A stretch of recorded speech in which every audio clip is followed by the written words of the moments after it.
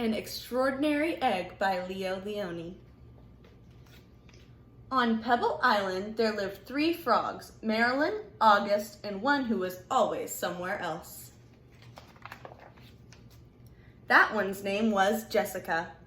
Jessica was full of wonder. She would go on long walks way to the other side of Pebble Island and return at the end of the day shouting, "Look what I found!" And even if it was nothing but an ordinary little pebble, she would say, "Isn't it extraordinary?" But Marilyn and August were never impressed. One day, in a mound of stones, she found one that stood out from all the others. It was perfect, white like snow and round like the full moon on a midsummer night. Even though it was almost as big as she was, Jessica decided to bring it home. "I wonder what Marilyn and August will say when they see this," she thought as she rolled the beautiful stone to the small inlet where the 3 of them lived. "Look what I found," she shouted triumphantly, "a huge pebble." This time, Marilyn and August were truly astonished. "That is not a pebble," said Marilyn, who knew everything about everything. "It's an egg, a chicken egg." "A chicken egg? How do you know it's a chicken egg?" asked Jessica, who had never even heard of chickens. Marilyn smiled. "There are some things you just don't know." A few days later, the frogs heard a strange noise coming from the egg. They watched in amazement as the egg cracked and out crawled a long, scaly creature that walked on 4 legs. "See?" exclaimed Marilyn. "I was right. It is a chicken." "A chicken?" they all shouted. The chickens took a deep breath and grunted, gave each of the astonished frogs a look, and said in a small, raspy voice, "Where is the water?" "Straight ahead," the frogs cried out excitedly. The chicken threw itself into the water, and the frogs dove in after her. To their surprise, the chicken was a good swimmer, and fast too. And she showed them new ways to float and paddle.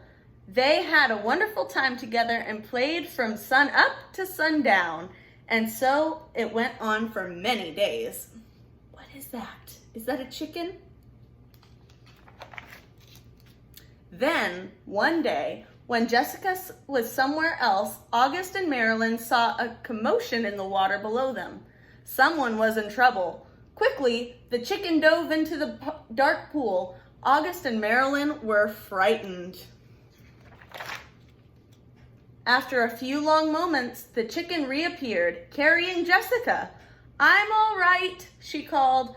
"I got tangled in the weeds, but the chicken saved me." Keep calling it a chicken. From that day on, Jessica and her rescuer were inseparable friends. Wherever Jessica went, the chicken went too. They traveled all over the island. They went to Jessica's secret thinking place and to the Great Pebble Monument.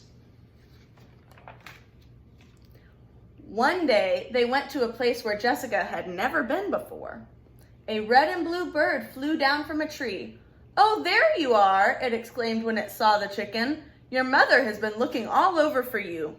Come, I'll take you to her." They followed the bird for a very long time. They walked and they walked and they walked under the warm sun and the cool moon. And then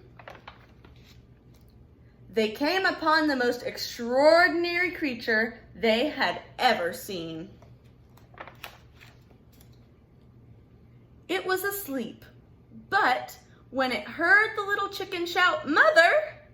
it slowly opened one eye, smiled an enormous smile, and in a voice as gentle as the whispering grass said, "Come here, my sweet little alligator." Ooh. And the little chicken climbed happily onto her mother's nose. "Now it's time for me to go," said Jessica. "I'll miss you very much, little chicken. Come visit us soon and bring your mother too." Jessica couldn't wait to tell Marilyn and August what had happened. As she neared the inlet, she shouted, "Guess what I found?" And she told them all about it. "And do you know what the mother chicken said to her baby?" Jessica asked. "She called her my sweet little alligator." "Alligator?" said Marilyn. "What a silly thing to say." And the three frogs couldn't stop laughing. The end.